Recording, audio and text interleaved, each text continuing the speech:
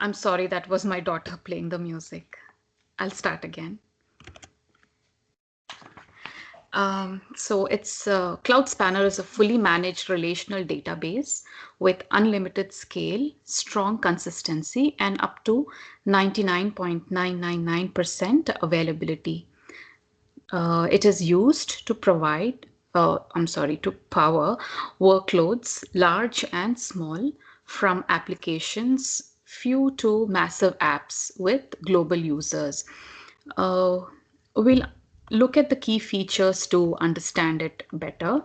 Now, this is a relational database built for scaling. Now, it scales horizontally and it speaks SQL. Uh, Cloud Spanner offers an industry lending 99.99% availability with automatic software updates and instant optimization. So it means we get zero downtime. Now, next is automatic sharding. What is sharding? Now, sharding is the process of breaking up large tables into smaller chunks. Now, these smaller chunks are called shards. These shards are spread across multiple servers. Now, the idea behind sharding is to distribute data that can't fit on a single node onto a cluster. So with this, it means you have more compute capacity to serve incoming queries. Now, let's look at manual sharding. Now, manual sharding, it can get complicated. It has complicated operational processes. Now, for instance, data migration and schema changes, it must be carefully coordinated, to ensure all shards have the same schema copy. Well, but with Cloud Spanner, we have automatic sharding. Now, next is its regional and multi-regional configuration. We look at these configuration when we are creating an instance later on Cloud Console. I mean, we'll understand better. Next is it has online schema changes with no downtime. So now you can have schema changes or updates online itself. So it means no downtime and no disruption for users. So this is about the Cloud Spanner. Moving on to its benefits, Cloud Spanner is ideal for structured and semi-structured data that requires high availability, strong consistency, and transactional read and writes. Now it can scale as needed with no limits. Now, for a relational database, significant database is required to grow a cluster horizontally so that it can, support additional capacity, right? Now, you don't need to shard or replicate data nor build intricate frameworks to scale up quickly. So scaling is really good. Okay, it simplifies your architecture and operation because it automatically handles replicas, sharding, and transaction processing, and that too across regions and continents. So you can quickly scale to meet any usage pattern with lowest possible latency. Next is consistency. Now, Spanner uses true time, which leverages a fully redundant system of atomic clocks. That means, a spanner applies a timestamp based on a globally agreed upon clock to every transaction to commit. So the transaction in different regions are executed sequentially on commit timestamp. So it's pretty consistent when it comes to reads and writes, and it is highly available. So it means you have no downtime and no disruption also to the user. And last point is it is secure. Now, who is using Cloud Spanner? It is used in industries like tech for real-time decision making and performance data. It's used by media for digital rights management and catalog metadata. It's used by fintech for account data and banking ledgers.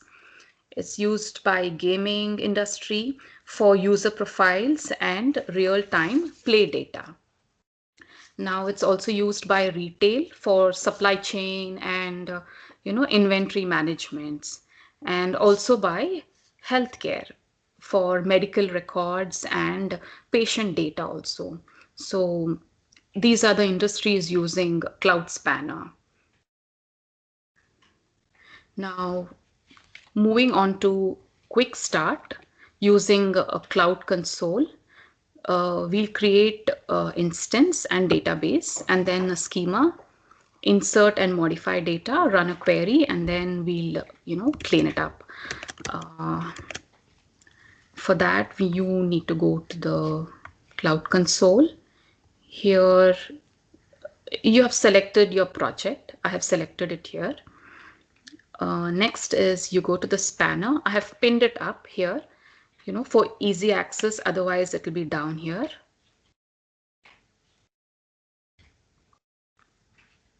Yeah, it's here.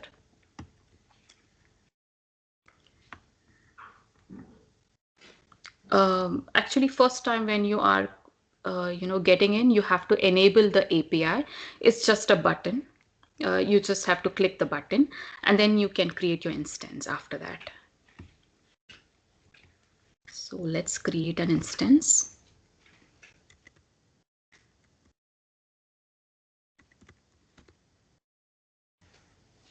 Okay, so that's the instance name.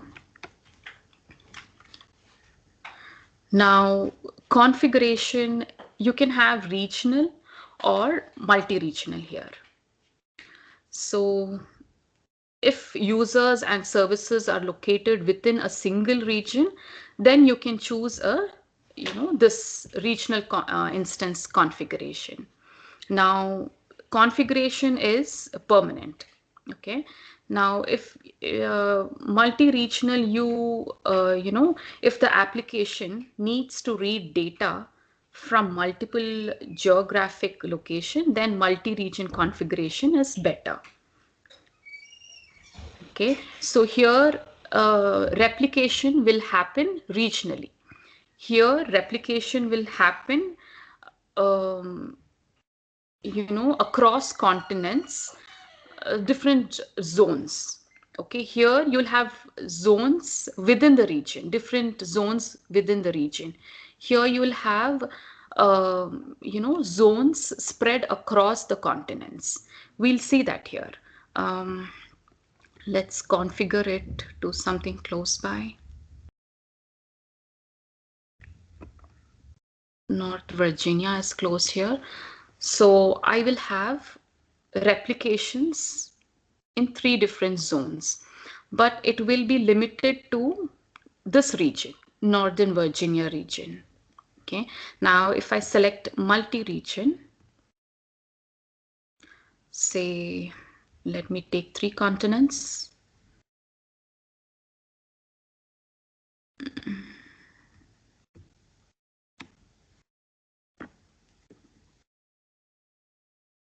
Where's it gone? Yeah, it's up here. Okay, see here, I have selected 3 different continents. One is US. So I have 4 replicas here in US, another 2 in Europe, which is Belgium in West 1 zone, and another 2 in Asia in Taiwan. So now you can, choose the nodes You can change the number of nodes later if you want, if required. But regarding configuration, this is going to be permanent. Okay, so if it's limited to a specific region, then you choose regional. But if you have different users across the globe, then multi-region is better. Regional will not work. So I'll just go with maybe this. See, here you have two replicas in Belgium and two in Netherlands, but both are in Europe. So maybe I'll just create two nodes.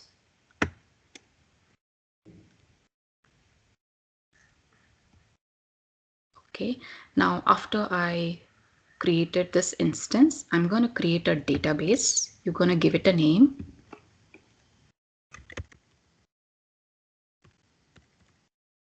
The name has spanner database. I can come back to the schema later. I'll just create database for now to show you.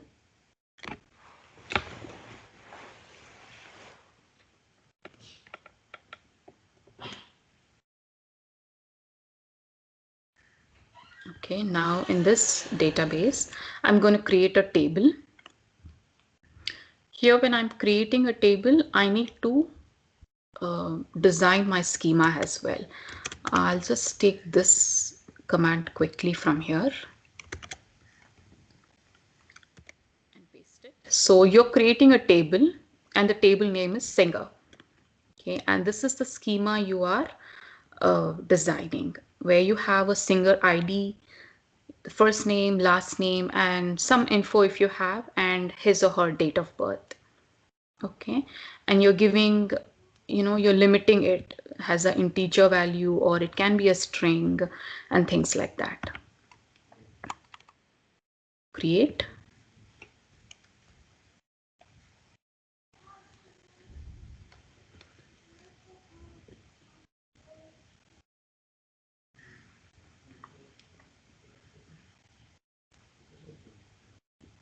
So this is the schema. Now to update rows, I'm going to fill in some data into it. So I come here to data and I insert data. I insert rows here. Now this is the singer ID. I have said it's going to be an integer value, and this is a date of birth. You can give in any date of birth. Should be in this format.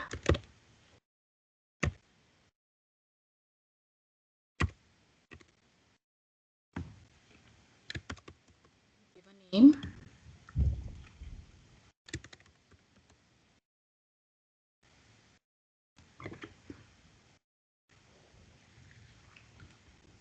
Hey Haripriya, what was that empty string checkbox there? That So was for does it singer info, I think. I'll again show you. the empty string checkbox? Yeah. So Oh, does it this. it means that it will accept the empty string values into Yes, it? you can leave the last name empty. Okay. Okay. I meant to say null values will be accepted. Accepted, yes. Okay. So now I can leave this also blank actually without, I don't have a, this button here, but I can still leave this empty.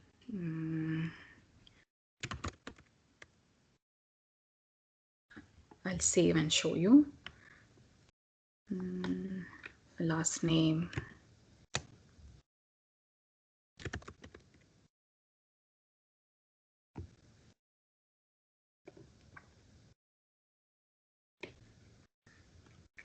See, the date of birth is empty.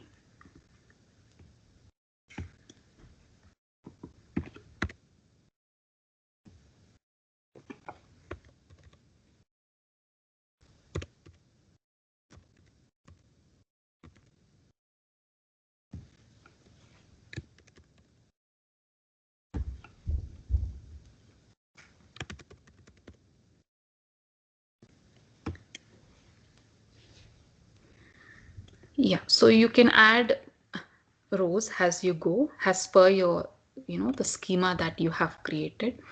Now, um, maybe you can query it. See, this is the typical, command you give. Select everything from, and you give the table name. And when you run a query, you get the table. This is the table that you have created. Now, going back to the table, I can say I can delete the table as well. Yeah, and you can go back and even edit it. You just have to select it, and you can make changes here. Maybe you can give a date of birth.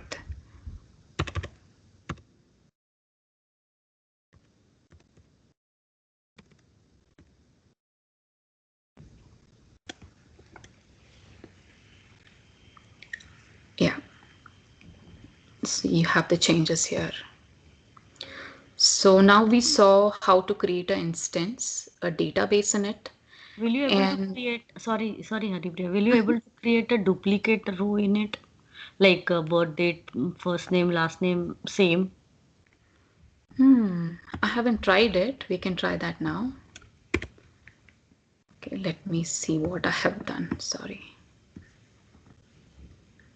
Let's create this Mona Jones.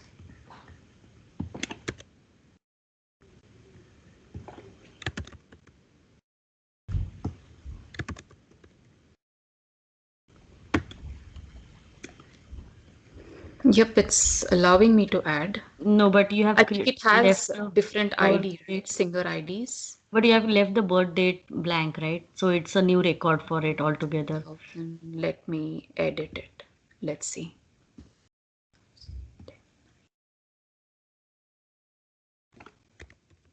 1000, 10, and 9.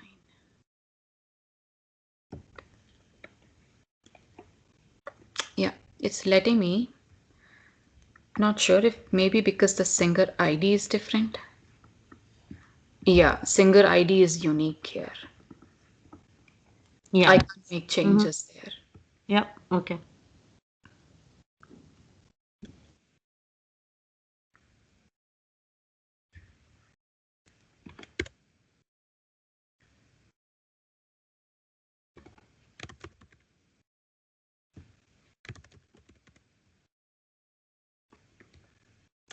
No, it's not letting me. It has to be unique. So yeah, so that's the unique ID for each row. Yeah. Okay.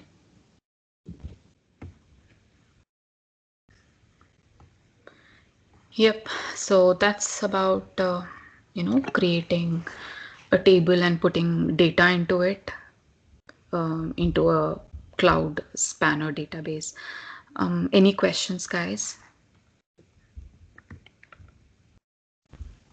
Yes, I have. Mm-hmm. So what exactly this spanner means? I mean to say when you talk about scaling, so is it like what does that scaling exactly means in this like form like for this purpose? I mean to say. Okay, see, actually, it can power, from small application and to the large application also. Okay, it could be massive, it could be across the, globe. It can scale very easily and with no downtime.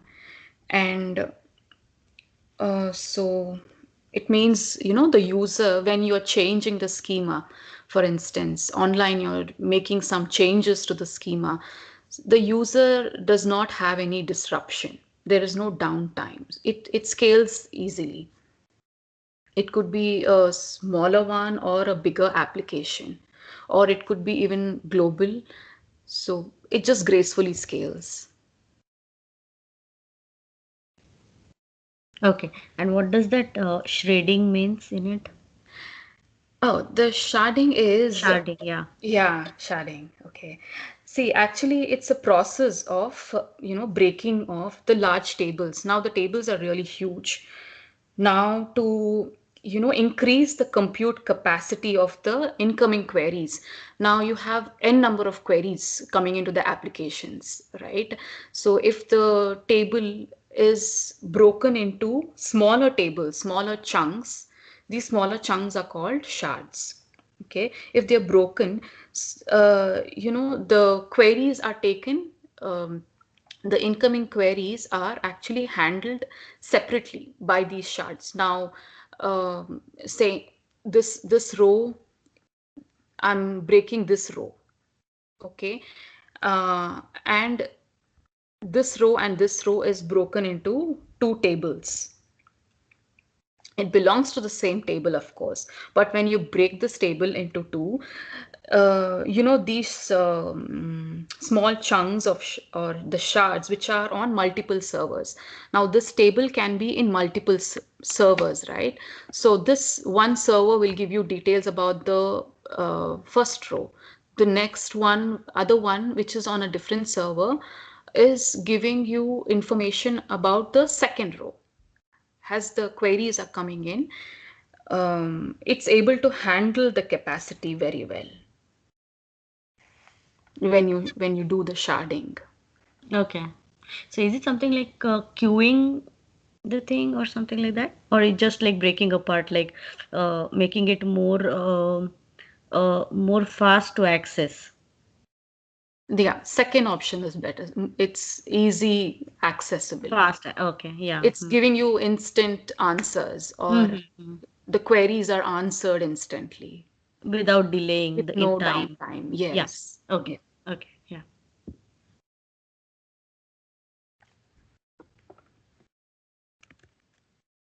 Well, moving on to sample question. I just have two questions for today. Um, I'll read the question out. You need to choose a database for a new project that has the following requirements.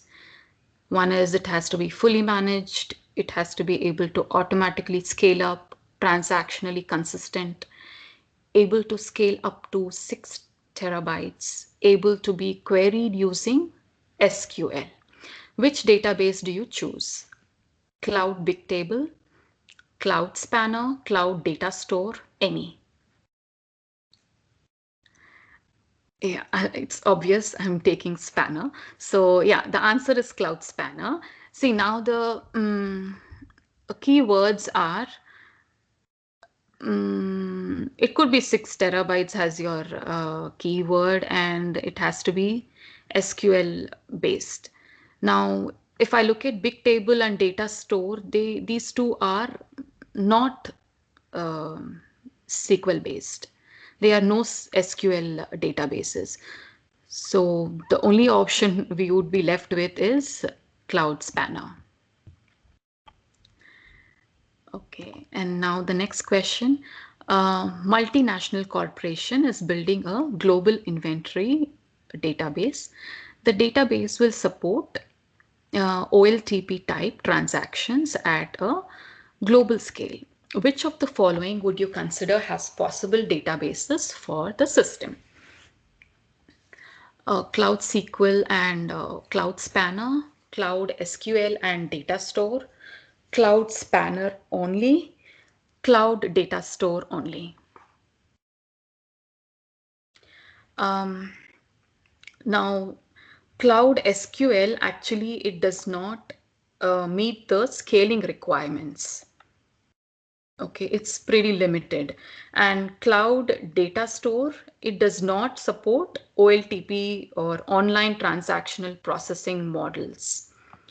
Okay, so now Cloud Spanner only is the option because this is the only globally scalable relational database for OLTP applications. So the answer here is C, Cloud Spanner only.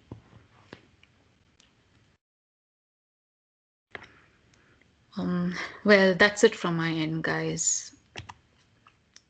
Thank you.